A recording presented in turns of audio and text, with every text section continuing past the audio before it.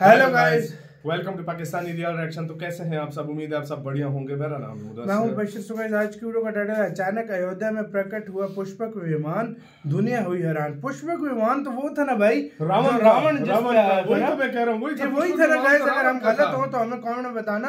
मतलब ये क्या सीन है यार, बहुत से चमत्कार हो रहे हैं अभी बस उद्घाटन होने से पहले। तो ओरिजिनल वीडियो का लिंक मिल जाएगा डिस्क्रिप्शन में। तो स्टार्ट क्या हुआ सीन है देखते जब अयोध्या में प्रकट हुआ साक्षात पुष्पक विमान। राम मंदिर में काम कर रहे मजदूरों ने जब यह नजारा देखा तो सभी के पैरों तले जमीन खिसक गई। 22 जनवरी, प्राण प्रतिष्ठा से पूर्व अयोध्या में इतने बड़े चमत्कार का होना सभी को आश्चर्य में डाल रहा है। कुछ लोगों ने इसके साक्षात दर्शन किए हैं, जिन्होंने अपनी आंखों देखी जो बताएं उसे सुनकर आपकी भी रोंगटे खड़े हो जाएंगे। आगे बढ़ने से पहले अगर आप एक सच्चे सनातनी हैं, प्रभु श्री राम को अपना आराध्य मानते हैं, तो इस वीडियो को लाइक करके कमेंट बॉक्स में जय श्री राम जरूर लिखें। दोस्तों, 22 जनवरी 2024 को रामलला अयोध्या के नए भव्य मंदिर में विराजमान होंगे। इस शुभ कार्यक्रम के लिए पूरे देश में निमंत्रण बांटा जा रहा है। शहर से लेकर गांव तक, घर घर अक्षत वितरण में बच्चों से लेकर बड़े तक सहयोग कर रहे हैं। यहां तक कि महिलाएं भी घर घर जाकर अक्षत और श्री राम की अयोध्या की फोटो वितरण कर रही हैं। अयोध्या में राम मंदिर में भगवान रामलल्ला की प्राण प्रतिष्ठा कार्यक्रम की तैयारियां तेजी से की जा रही हैं। इस कार्यक्रम को बेहद भव्य बनाने के लिए कोई कसर नहीं छोड़ी जा रही है। इस बीच राम मंदिर निर्माण का कार्य भी तेजी से किया जा रहा है। मंदिर निर्माण में जो लक्ष्य लिया गया था उसमें लगभग 80% कार्य हो चुका है। 70 खंभों पर मूर्तिकारी का काम चल रहा है। पिछले दिनों त्योहार की वजह से ये धीमा पड़ गया था, लेकिन अब वो भी तेज गति से पूरा हो जाएगा। निर्माण कार्य जल्द से जल्द पूरा करने के लिए सभी मजदूर रात दिन मेहनत कर रहे हैं। लेकिन 10 जनवरी की रात कुछ ऐसा चमत्कार हुआ जिसे देखकर सभी मजदूरों के होश उड़ गए। जब रात्रि के समय सब मजदूर अपना काम निपटाकर तंबू में सो रहे थे, उसी समय अचानक से उन्हें वहां कुछ हलचल महसूस हुई। सुरेश नाम के एक मजदूर ने जब तंबू से बाहर झांक कर देखा तो उसे राम मंदिर के परिसर कुछ अजीब सी पीली चमकती हुई चीज दिखाई दी। उसने अपने साथियों को जगाना चाहा, लेकिन कोई भी उसके साथ नहीं आया। जब हिम्मत करके सुरेश जब राम मंदिर परिसर में पहुंचा तो वहां का नजारा बहुत चौंकाने वाला था, क्योंकि वहां पर उसे एक बहुत ही दिव्य चमत्कारिक विमान दिखाई दिया, जिसका आकार मोर के समान था, जो दिखने में काफी सुंदर और तेज से परिपूर्ण था, जो कि राम मंदिर परिसर में पिछले क्षेत्र में उतर रहा था। लेकिन उस विमान को नियंत्रित कौन कर रहा था, यह समझ नहीं आ रहा था, क्योंकि उस विमान में इतना तेज था कि सामान्य आंखों से नहीं देखा जा सकता था। लेकिन समझ में कुछ ऐसा आ रहा था मानो स्वयं साक्षात भगवान राम पुष्पक विमान के माध्यम से अयोध्या में उतर रहे हों। सुरेश ने यह चमत्कार अपनी आंखों से देखा, लेकिन अचानक से ही वह बेहोश हो गया, क्योंकि वो उसके तेज को सहन नहीं कर पा रहा था।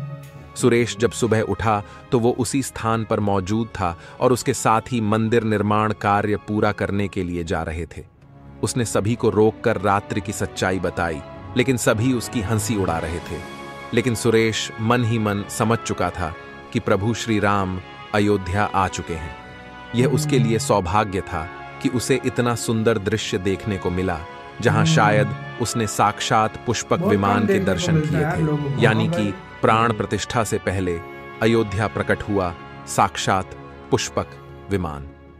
दोस्तों, देश के अलग अलग हिस्सों में कई बार अजीब सी आकृति के विमान देखे गए, जिनका संबंध कई बार तो एलियन के साथ जोड़कर भी देखा जाता है। यानी कि अयोध्या में उस रात्रि को मोर की आकृति का विमान देखना वास्तव में प्रभु श्री राम का ही कोई संदेश हो सकता है।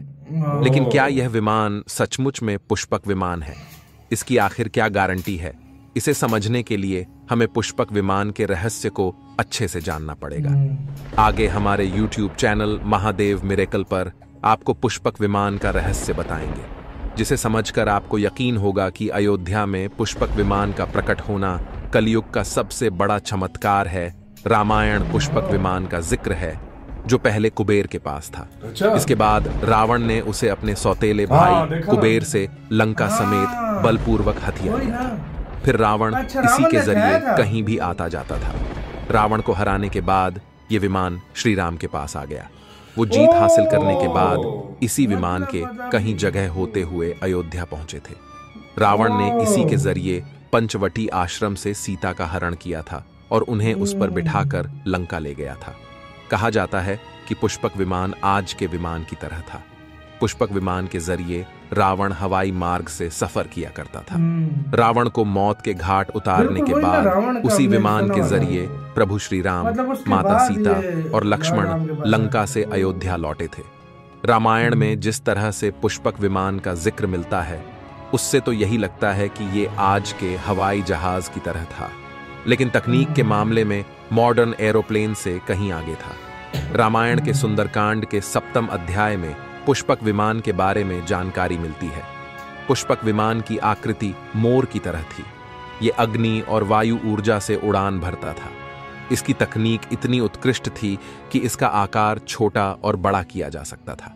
कहा जाता है कि रावण अपनी पूरी सेना को साथ लेकर इस विमान से उड़ान भर सकता था। पुष्पक विमान अपने चालक की इच्छा के अनुसार गति पकड़ता था। ये मन की गति से उड़ान भर सकता था। विमान में बैठने के लिए कई आसन बने थे। पौराणिक कथाओं के मुताबिक युद्ध के बाद भगवान श्री राम ने विमान का पूजन कर ये दिव्य विमान वापस कुबेर को सौंप दिया। कुबेर ने पुष्पक विमान को भेंट स्वरूप प्रभु श्री राम को दे दिया, जिसके बाद इसी पुष्पक विमान से प्रभु श्री राम, माता सीता और लक्ष्मण अयोध्या पहुंचे। अब दोस्तों, कई हजारों सालों बाद एक बार फिर जब भव्य राम मंदिर का निर्माण हुआ है, तो प्रभु श्री राम अपने भाई लक्ष्मण और मां का सीता के साथ एक बार फिर से अयोध्या धाम पहुंच रहे हैं, वह भी अपने इसी पुष्पक विमान पर, जिसका नजारा वहां के मजदूर अपनी आंखों से देख चुके हैं। रामायण के प्रसंग में कहा गया है कि जब माता सीता को हरण करके रावण ले जा रहा था, तो रास्ते में जटायु ने अपने चोंच से रावण को चोट पहुंचाई थी। उस समय रावण पुष्पक विमान में ही मौजूद था। इसके बाद रावण ने तलवार से जटायु को लहूलुहान कर दिया था। जटायु घायल होकर जमीन पर गिर गए। जब सीता को खोजते हुए राम पेड़, पौधे और पक्षियों से पूछते जा रहे थे, तो रास्ते में घायल जटायु से मुलाकात होती है। मरणासन्न पड़े जटायु ही राम को बताते हैं कि रावण सीता को हरण करके किस दिशा में गया है। लेकिन जब साक्षात प्रभु श्री राम पुष्पक विमान में अयोध्या आ चुके हैं, तो भला उनके परम भक्त जटायु कैसे पीछे रह सकते हैं। अयोध्या में रामलला की प्राण प्रतिष्ठा से पहले जनपद की सीमा में गिद्धों का झुंड दिखाई दिया है। स्थानीय लोग इसे गिद्धराज जटायु से जोड़कर देख रहे हैं। वे इसे शुभ संकेत भी मान रहे हैं। इसी के साथ यार वीडियो खत्म। यार ये चीज है, मतलब यार चमत्कार बहुत कम लोगों को देखते हैं। जाहिर बात है, ये चीज ऐसी होती है और अक्सर ऐसे चमत्कार होते हैं ना, ये बात सच है। अगर कोई लोग देखो, अगर कहें कि चमत्कार दुनिया में नहीं होते या गलत है, चमत्कार तो चमत्कार होते हैं, लेकिन कोई ऐसे चमत्कार होते हैं जिसमें लोग भरोसा नहीं करते, वो मजाक उड़ाते हैं। लेकिन वो देखा उधर के लोगों ने भी मजाक उड़ाया, लेकिन ये सच था और ये बाकी जुड़ी। और मुझे आज पता लगा वो पहले कुबेर के पास था, फिर रावण ने उससे छीना, फिर लॉर्ड राम उसको लेकर आए और फिर वो कुबेर को दे दिया था। तो ये सीन है पुष्पक विमान, क्योंकि हमने सुना हुआ था रावण के पास था, जो कि किडनैप जब किया था तो वो जटायु ने रोकने की कोशिश की थी। हाँ भाई, क्या हुआ गाइस, आपका क्या कहना है इसके ऊपर? बहुत जल्द मंदिर भी तैयार होने लगा। अपनी कमेंट सेक्शन में बहुत ज्यादा ख्याल रखना।